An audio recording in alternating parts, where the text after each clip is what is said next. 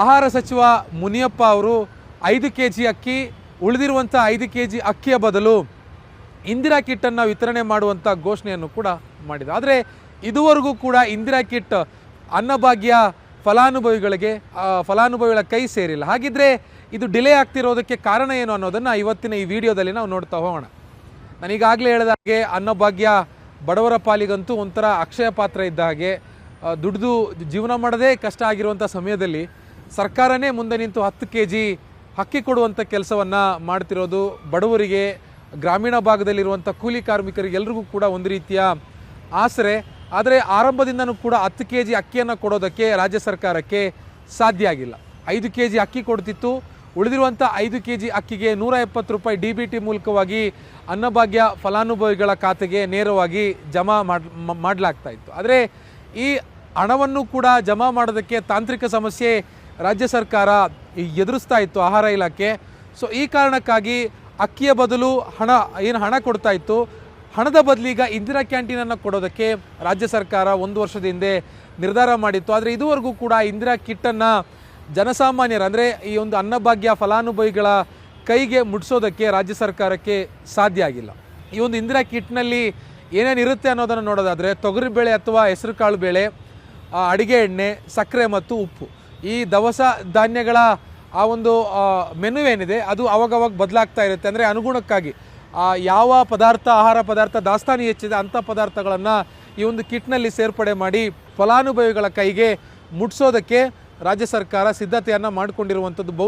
ಎಲ್ಲವೂ ಕೂಡ ಅಂದರೆ ರಾಜ್ಯ ಸರ್ಕಾರ ನುಡಿದಂತೆ ಆಗಿದ್ದಿದ್ರೆ ಕಳೆದ ಜೂನ್ ಅಥವಾ ಮಾರ್ಚ್ ಅಥವಾ ಜೂನ್ನಲ್ಲೇ ಈ ಒಂದು ಇಂದಿರಾ ಕಿಟ್ ಫಲಾನುಭವಿಗಳ ಕೈಗೆ ಸೇರಬೇಕಿತ್ತು. ಆದರೆ ಜುಲೈ ಕಳೀತಾ ಬಂತು, ಆಗಸ್ಟಿಗೆ ಎಂಟರ್ ಆಗ್ತಾ ಇದ್ದೀವಿ.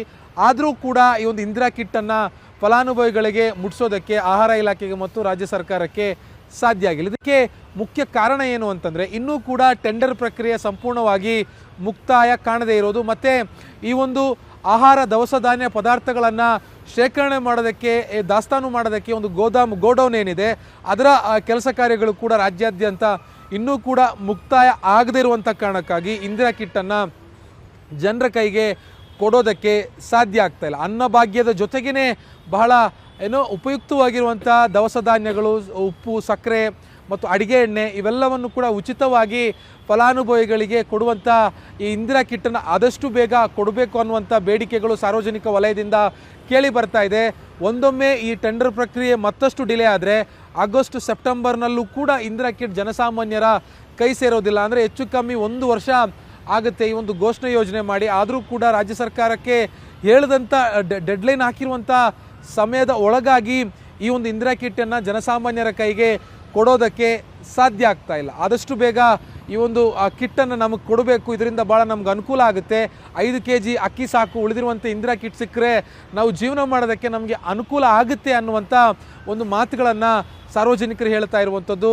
1 ರಿಂದ 3 ಜನ ಇರುವಂಥ ಒಂದು ಕುಟುಂಬಕ್ಕೆ ಒಂದು ಇಂದಿರಾ ಕಿಟ್ ರೀತಿಯಲ್ಲಿ ಕೊಡೋದಕ್ಕೆ ಸರ್ಕಾರ ಪ್ಲ್ಯಾನ್ ಮಾಡಿರುವಂಥದ್ದು. ಆದರೆ ಎಷ್ಟರ ಮಟ್ಟಿಗೆ ಈ ಪ್ಲ್ಯಾನ್ ವರ್ಕೌಟ್ ಆಗುತ್ತೆ, ಇನ್ನೂ ಕೂಡ ಟೆಂಡರ್ ಪ್ರಕ್ರಿಯೆ ಅರ್ಧ ಆಗಿರುವಂಥದ್ದು.